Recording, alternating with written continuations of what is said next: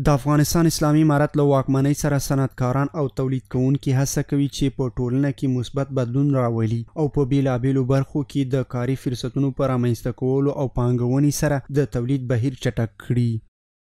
عملا تولیدات خود در بخش تولید دانه مرغ‌های گوشتی، دانه مرغ‌های گوشت تخمی و خوراک حیوانات فارمی که گاوهای گوشتی میشه و گاوهای شیری در بخش تولیدات داره و در یک شبانه روز 240 تن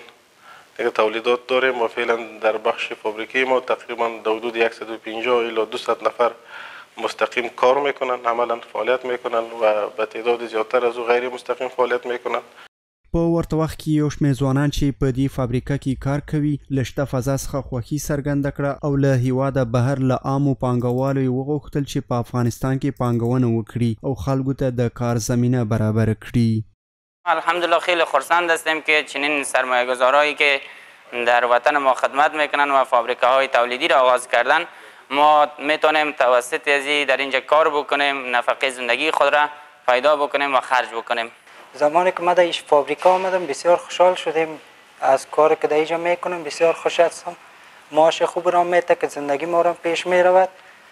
و از تجارت خارجی که در کشورهای خارج هست از اونا خواهش میکنیم که دوباره بیاین در افغانستان مثل فابریکا بسازن تا جوانایی که خارج از افغانستان است دوباره بیاین در خود افغانستان کار کنند.